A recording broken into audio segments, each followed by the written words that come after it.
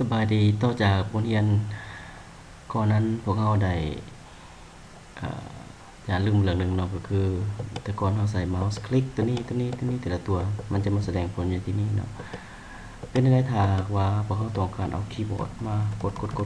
กดลงสิเนาะกดขึ้นกดลงสิคีย์บอร์ดตัวจุดขึ้นก็ให้มันแสดงผลในนี้เฮาสิเขียนได้เนาะ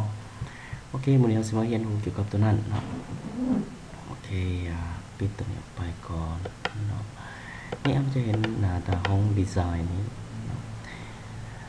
การสอนนี้อาจารย์อยากให้เน้นไปมุนใส่ในอื่นๆเนาะในหลายเนาะโอเคเฮาสิเข้าไปในตัวนี้เรากดเมาส์ข้างขวาเนาะบอกว่าเฮาสิใส่คีย์บอร์ดเนาะเฮาสิไปหาคำว่า key pressed เนาะโอเคkey press where are we ลองดูกันเถอะ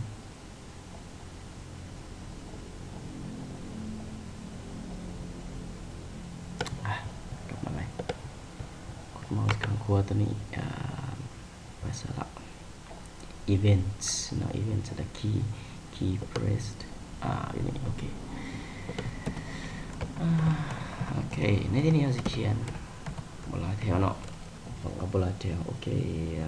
เราสิเขียน if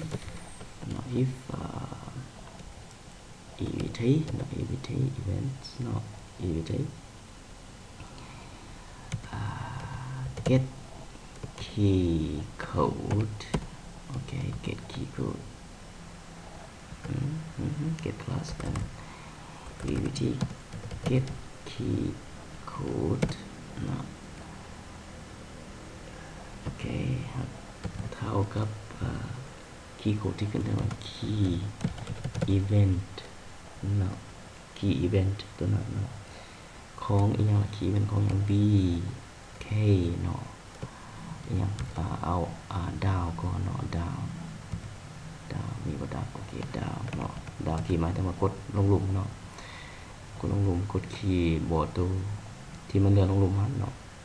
คีย์ดาวเนาะแล้วก็ or เนาะก็ไก่ event เนาะ get key code แต่ตัวนี้สิใส่เท่ากับอย่าง key event dot ตัวนี้ใส่อย่าง vk key up เนาะ vk up มีผม up โอเค up เนาะให้ยังเกิดขึ้นเนาะให้ยังเกิดขึ้นโอเคเนาะเฮาเขียนขึ้นกับตัวนี้เนาะ event code นี่มาให้เท่ากับ key up key down นี่เนาะโอเค key down และ key up นี่ให้ยังเกิดขึ้นให้ตัวนั้นมาแสดงผลเนาะโอเคคันให้ตัวนั้นมาแสดงผลในระหว่างของ if ตัวนี้เฮาสิเอาตัวใดมาแสดงผลโอเคให้เอาข้อมูลมาแสดงผลเนาะเหมือนที่เฮาเอาเมาส์คลิกสินี้มาแสดงผลตัวนี้เพราะฉะนั้นเฮาจึงไป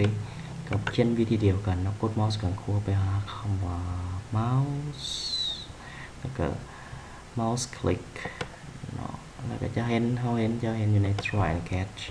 ในนี้เฮาสิ copy เอาไปทั้งหมดเลยฮอดมาฮอดทั้ง try and catch เราก็มันเอามาหมดเลยเนาะนี่เนาะ try and catch เราเนาะcopy ตัวนี้ไปโอเค copy เรียกว่า control c อย่างแล้วแต่เนาะ control c โอเค copy แล้วก็สิเข้าไปหาที่2แล้วเข้าไปหากดเมาส์ข้างขวากับคืน events เนาะก็มา key pressed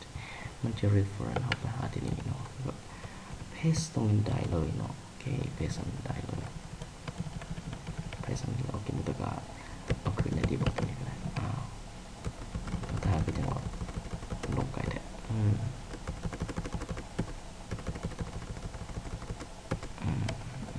โอเคตัวนี้เอาคืนเนาะเอาคืนไป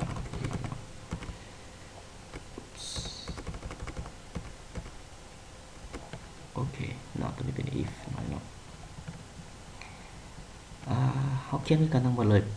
กับตัวนั้นเนาะเฮาเขียนเริ่มแต่เอา populate tables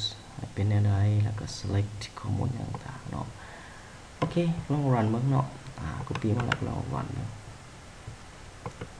เป็นบทเรียนที่เฮาเขียนมาแล้วเกี่ยวกับการใส่ mouse click เนาะบัดนี้เฮามาใส่ keyboard ครับเขียนคือกันนั่นแหละเนาะเอา mouse click ตัวนี้โอเคคลิกเสร็จมาใส่ keyboard ปึ๊บนี่เนาะข้อมูลเป็นแสดงเนาะใส่เนาะโอเคหวังว่าตามทันเนาะ take care